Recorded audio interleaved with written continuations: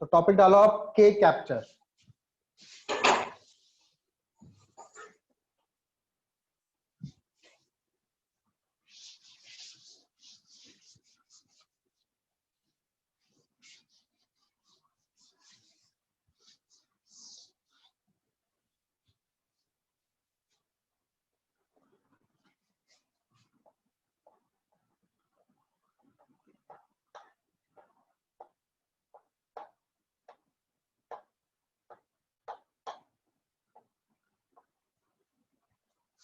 ठीक है, टॉपिक डालो के कैप्चर। तो मैंने बताया था कभी कभी क्या होता है, के शेल के जो इलेक्ट्रॉन्स है, के शेल जो सबसे पास में है, के शेल के इलेक्ट्रॉन्स को न्यूक्लियस क्या कर लेता है, न्यूक्लियस के साथ वो क्या कर लेते हैं, न्यूक्लियस को खींच लेता है अपनी तरफ। ठीक है, तो के शेल के इलेक्ट्रॉन्स को जब न्यूक्लियस अपने पास खींच लेता है तो उसको बोलते हैं के कैप्चर। ठीक है, ये क्या होता है, के कैप्चर बहुत ही रेयरली होता है। ठीक है, बहुत ही फ्यू न्यूक्लियाइज में होता है। टेकिंग प्लेस रेयरली, हम लिखेंगे taking place, taking place rarely. ठीक है, रेयरली होता है, that is in a few nuclei, in a few nuclei, कुछ ही न्यूक्लियस में ऐसा होगा। ऐसा नहीं कि सारे के सारे न्यूक्लियस में होगा।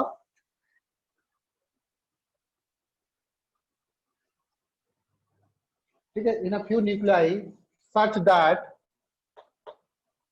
proton of such that proton of nuclei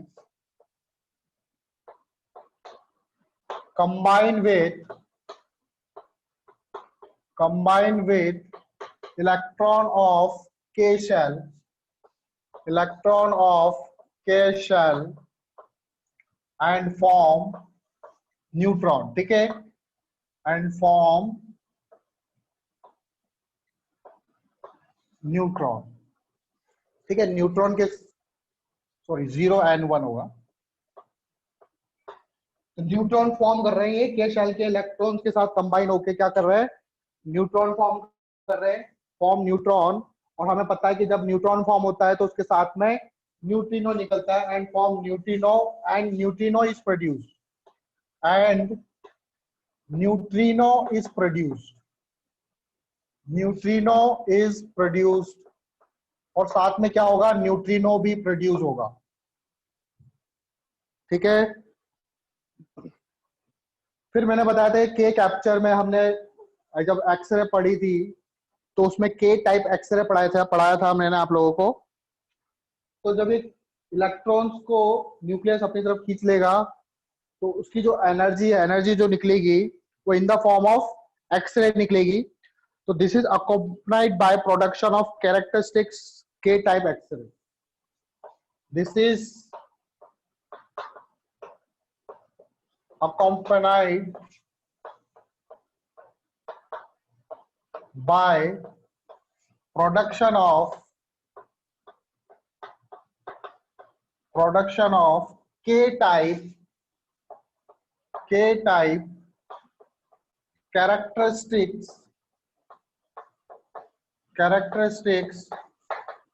x ray. ठीक है, एक्सरे प्रोड्यूस होगी, वो कौन सी, K type X-ray, characteristic X-ray produce होगी। ठीक है, तो अगर मैं इसकी इक्वेशन बनाऊं, न्यूक्लियर रिएक्शंस इसकी लिखूं तो क्या होगा, देखो इसमें जैसे कोई एटम है, मान लो Z, इसका एटॉमिक नंबर ए, इसका ये क्या कर रहा है कि इलेक्ट्रॉन के साथ कंबाइन हो रहा है के शेल के, तो क्या हो जाएगा, इसका एटॉमिक नंबर बढ़ेगा घटेगा, इसका एटॉमिक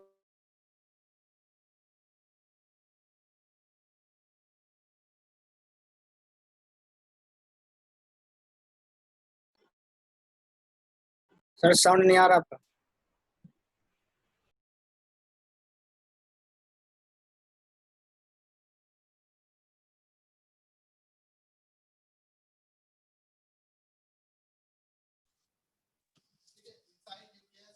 न्यूक्लियस के अंदर क्या हो रहा है, इनसाइड न्यूक्लियस अगर मैं इक्वेशन लिखूं, इनसाइड न्यूक्लियस क्या हो रहा है, एक प्रोटॉन जो है P प्लस कंबाइन हो रहा है -1 E0 इलेक्ट्रॉन के साथ, और न्यूट्रॉन प्रोड्यूस हो रहा है प्लस न्यूट्रिनो प्रोड्यूस हो रहे हैं। ठीक है, न्यूट्रॉन प्लस न्यूट्रिनो प्रोड्यूस हो रहा है। तो दिस इज द रिएक्शन, ये न्यूक्लियर रिएक्शन बन गई इसकी। ठीक है, तो ये होता है क्या cap law of radio activity.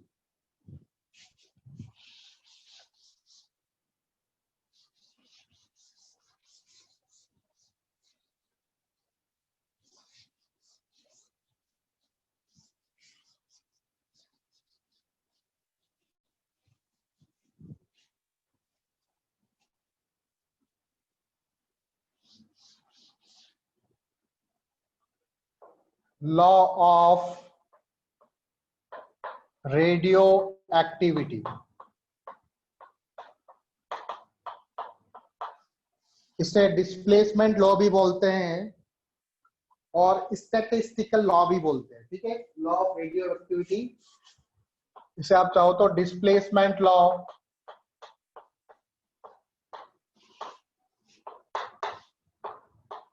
या स्टैटिस्टिकल लॉ भी बोलते हैं। ठीक है, सभी एक ही नाम है, सभी आपके लॉ ऑफ रेडियो एक्टिविटी। तो लॉ ऑफ रेडियो एक्टिविटी को समझने से पहले हम लोग देखते हैं कि जैसे जो एक्टिव न्यूक्लियाई होता है, ठीक है, एक्टिव न्यूक्लियाई मतलब एक्साइटेड स्टेट में, तो एक्टिव न्यूक्लियाई ये जब डिके होगा तो ये किसमें कन्वर्ट हो जाएगा, इनएक्टिव न्यूक्लियाई। ठीक है, एक्टिव न्यूक्लियाई का जब डिके होगा तब जाके ये इनएक्टिव हो जाएगा, मतलब इसमें से फिर कोई रेडिएशन वगैरह एमिट नहीं होंगे। इनएक्टिव न्यूक्लियाई, जो एक्टिव न्यूक्लियाई होते हैं वो अनस्टेबल फॉर्म होती है न्यूक्लियस की, और जब वो इनएक्टिव हो जाते हैं तो वो स्टेबल फॉर्म में आ जाते हैं।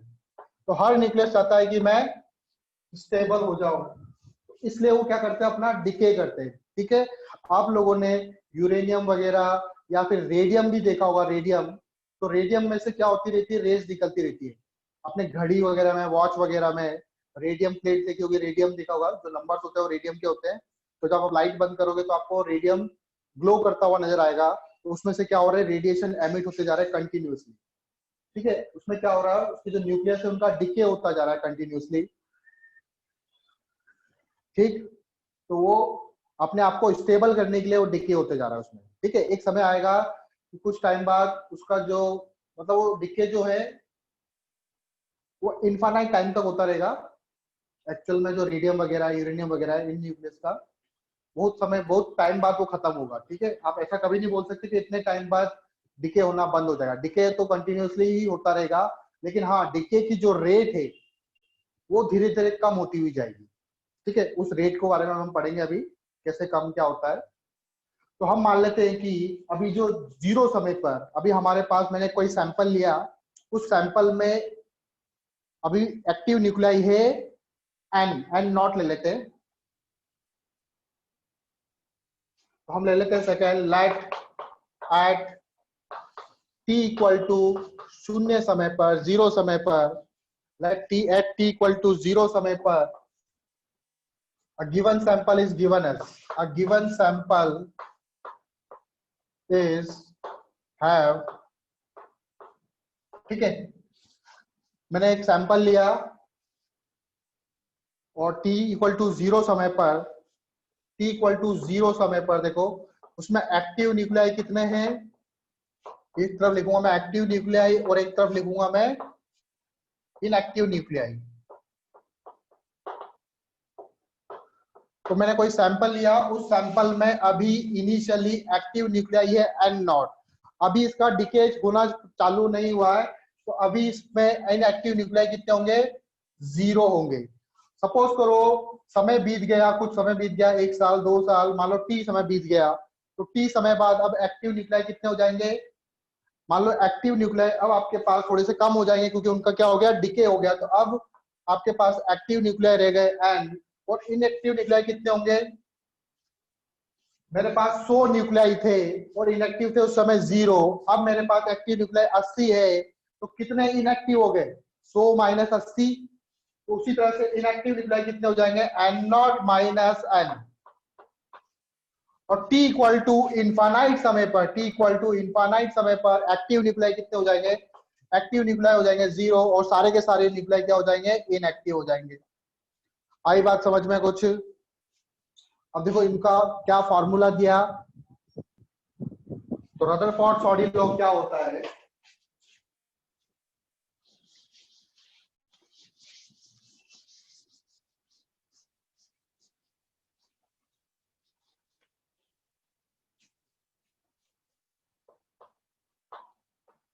रदरफोर्ड सॉडी लॉ, ठीक है, दोनों अलग अलग साइंटिस्ट थे, इन दोनों ने ये डिस्कवर किया था। रदरफोर्ड सॉडी लॉ या इसको स्टैटिस्टिकल लॉ भी बोलते हैं, स्टैटिस्टिकल लॉ। तो इन्होंने क्या बोला कि जो रेट है डिके होने की, rate of decay minus D N by D T. Minus क्यों लगा रहा हूं, क्योंकि ये कम होते हुए जा रहे हैं, कोई क्वांटिटी कम होती हुई जा रही है तो उसके आगे हम माइनस लगाते हैं। तो rate of decay minus D N by D T, ये डायरेक्टली प्रोपोर्शनल होगा कि अभी कितने एक्टिव न्यूक्लियाई है। जितने ज्यादा एक्टिव न्यूक्लियाई होंगे उसके हिसाब से ही उसकी रेट होगी। 10 केजी अगर आपके यूरेनियम है और एक के पास 1 केजी यूरेनियम है, तो 10 केजी वाले यूरेनियम का जल्दी जल्दी डिके होगा as compare to 1 KG uranium के।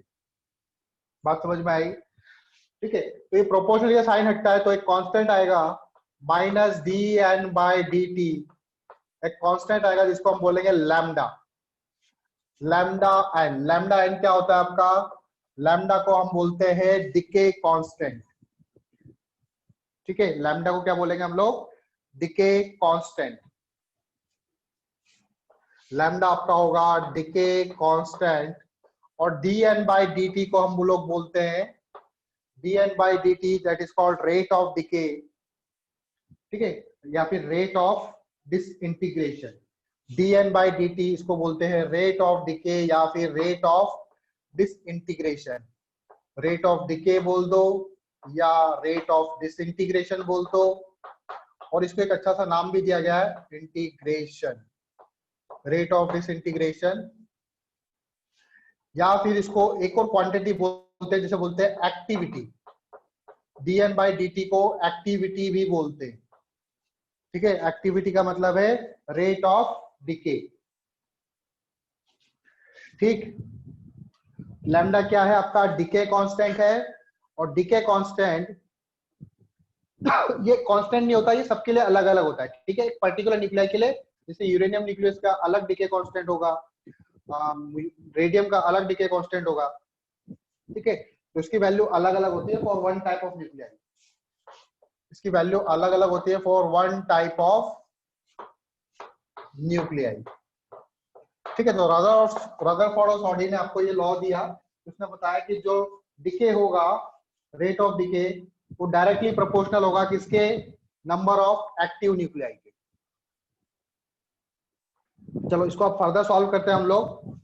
अब मैं आप पता करना चाहता हूं कि बताओ टी समय बाद इसमें कितने एक्टिव न्यूक्लियाई बचेंगे, तो उसको हम लोग कैसे निकाल सकते हैं, टी समय बाद कितने एक्टिव न्यूक्लियाई बचेंगे। तो मेरे पास फॉर्मूला आया minus D N by D T equal to lambda N, minus D N by D T equal to आया लैम्डा एन, यहां से सॉल्व करो, minus D N by N equal to lambda D T, ठीक है। Minus को हटा दो, चाहो तो माइनस इधर लगा दो, इसको इंटीग्रेट कर दो, तो डी एन इसका इंटीग्रेशन करेंगे। सपोज करो टी इक्वल टू 0 समय पे नंबर ऑफ एक्टिव न्यूक्लियाई कितने थे, N nought. T equal to 0 समय पे नंबर ऑफ एक्टिव न्यूक्लियाई कितने थे, एन नॉट। टी समय बाद कितने एक्टिव न्यूक्लियाई हो गए, एन, अभी वहां पर बताया था मैंने, 0 समय पर एक्टिव न्यूक्लियाई थे एन नॉट, टी समय बाद नंबर ऑफ एक्टिव न्यूक्लियाई कितने हो जाएंगे एन। मुझे इस एन की वैल्यू निकालनी है कि टी समय बाद कितने एक्टिव न्यूक्लियाई होंगे। तो 1 बाय एन का इंटीग्रेशन होता है क्या, 1 बाय एन का इंटीग्रेशन आपको याद हो ln n होता है, ln n लिमिट रख देंगे हम लोग एन नॉट से लेके एन तक। यहाँ पे क्या आ जाएगा, लैम्डा तो कांस्टेंट है माइनस लैम्डा, dt का इंटीग्रेशन क्या हो जाएगा टी, लिमिट रखना चाहो तो रख दो 0 से लेके t तक, एक बार n पुट करेंगे, एक बार n नॉट पुट करेंगे कैपिटल N की जगह, तो ln n divided by n naught आ जाएगा।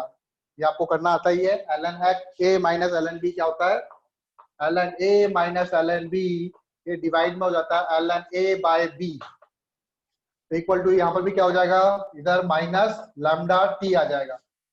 अब ln को सॉल्व करना है आपको, तो ln x equal to y है, तो इसको अगर मैं सिंपल फॉर्म में लिखूं तो इसका मतलब क्या होता है, e raise to power y equal to x, e raise to power y equal to x, तो यहाँ पर भी क्या हो जाएगा, n upon n nought equal to क्या हो जाएगा, e raise to power minus lambda t। तो n इक्वल टू क्या हो जाएगा, n इक्वल टू हो जाएगा n nought e to the power minus lambda t। तो फाइनली आपके पास ये फॉर्मूला आया, ठीक है। तो t समय बाद आपके पास नंबर ऑफ एक्टिव न्यूक्लियाई कितने होंगे, n equal to n nought e to the power minus lambda t, याद रहेगा ये। तो जैसे जैसे, क्योंकि जो ग्राफ है वो एक्सपोनेंशियल ग्राफ है, सिंपल सी एक्सपोनेंशियल टर्म आ रही है इसमें, तो ग्राफ कैसा एक्सपोनेंशियल ग्राफ होगा, तो इसका ग्राफ देखो कैसे होगा, इधर ले लेता हूं मैं number of active nuclei, N क्या रिप्रेजेंट कर रहा है, number of active nuclei, X axis पे क्या रिप्रेजेंट कर रहा है, टाइम। जीरो समय पे नंबर ऑफ एक्टिव न्यूक्लियाई कितने थे, सबसे ज्यादा थे एन नॉट, फिर जैसे जैसे टाइम बढ़ेगा डिके होता जाएगा और नंबर ऑफ एक्टिव न्यूक्लियाई क्या होते जाएंगे, कम होते हुए जाएंगे। जैसे जैसे टी बढ़ेगा एन की वैल्यू क्या होती जाएगी, कम होती जाएगी, और कम कैसे होगी, एक्सपोनेंशियली कम होगी। तो उसका ग्राफ कैसे बनेगा, ऐसे करके बनेगा, ठीक है, पैराबोला नहीं है, एक्सपोनेंशियली ग्राफ है, ठीक है। ये कब मिलेगा, इनफाइनाइट समय बाद, इनफाइनाइट समय बाद ये जीरो हो जाएगा। आई बात समझ में, इसका ग्राफ कुछ इस तरह से जाएगा।